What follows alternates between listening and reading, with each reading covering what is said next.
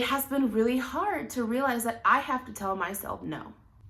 Hey guys, it's Bethany and welcome back to Pencils and Prairies, and today I'm going to be talking about the hardest part of homeschooling. So if you are on the struggle bus, or if you are considering homeschooling, or if everything's going great in homeschooling, you need to watch this. Alright, so today I'm talking about the hardest part of homeschooling. Now, disclaimer, I have only been homeschooling for about 3 years. My oldest just turned 7. So I have not even graced the surface on what it is to have a pubescent teenager or a teenager or a off to college and have a whole slew of years to talk about, okay? I've been a teenager. I know what's coming. But I only have 3 children, ages 7, 5, and 1. And I got experience to warn you. So let's get started. Okay, so when I decided to homeschool, it was not this like, oh, it's gonna be great, we're gonna have all this time together, I just wanna homeschool. No. When I decided to homeschool, it was because the Lord used a very heartbreaking experience in our family to cause me really consider my children's education and what it means to be a parent. I don't homeschool for the money and fame, okay? I homeschool because I love my kids and I want to make sure that as their parent, I am providing and am allowing them to have the best education possible. Does that mean I'm the best teacher in the world? No, but I know my kids.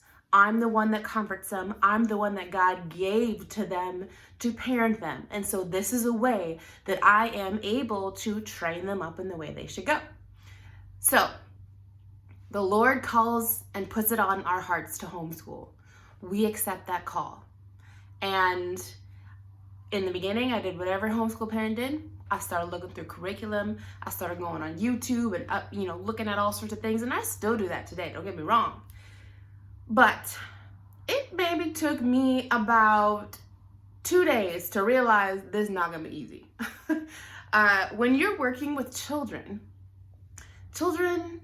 can be vicious, okay? Children can be difficult. And when you stay home with them, you are with them all the time. Which is a blessing. Don't get me wrong. I love my babies and I'm so glad that I can stay home. But homeschooling is like staying home times 2. Because not only are you staying home with them, but now you're taking on the responsibility of their education. And let me tell you something, that's a big one.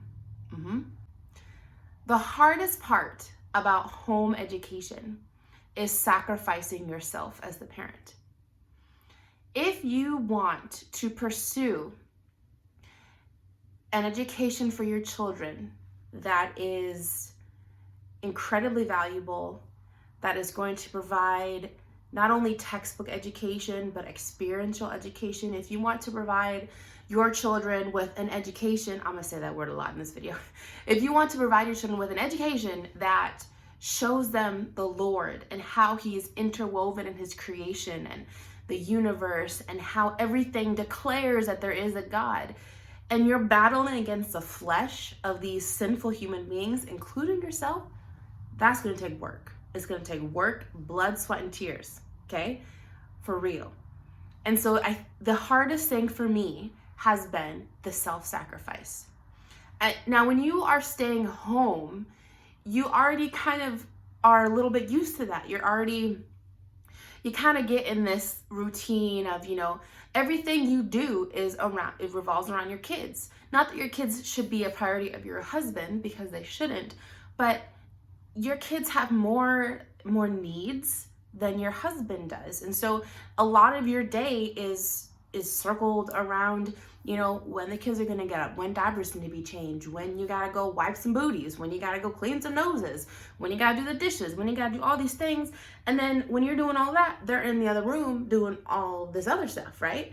And so your whole day is spent just taking care of these wonderful, beautiful, sinful little bundles of total depravity. And so when you then take on their education, it is another facet of your mind that is being consumed in a good way, but it can also, you need to know when to take a break. And that is something that I'm learning. I love talking home education. I love doing these videos. I love being on Instagram and seeing all these things that people are doing and how I can make our home education experience all the more better. But if that starts to consume me, which it very easily can, I have to know when to step back and take a break. And so in the journey of homeschooling these lovely little ones, it has been really hard to realize that I have to tell myself no. And I do want to talk about this in another video, but there are times when, as a mom, even as a wife, there are times as a wife when you want to do things your way. And you don't want your husband's approval, or you don't want your husband's, approval on something. You just want to go out and do it yourself, right? But the Lord gave us our husbands to lead our homes. And so not only have I been learning about submission as I grow in the love of the Lord and in my marriage, but now there's a sense of having to submit to the needs of your family on a whole nother level because you're homeschooling. And I'm not trying to say this to scare you away from it, but what I want to do is say, I get it. I get it. My whole day is dictated by our school routine, because our school routine is our day. It's not just when we sit down and do textbook work or when we do read alouds. Our whole day is education, right? And there are things that I have structured in our day to aid us in progression of our learning. And there are days, let me tell you, there are days when I just want to break. Because it tests you. It really, really tests you. And had I not the Spirit of the Lord who leads me in this and who shows me that it is more than the textbook work, it is heart work, working on sinful beings who need the Lord and who need direction so that they are able to have a hope within them, which first and foremost is placed there by God, but that I can show them how to experience that and prioritize it through math and through science and through literature.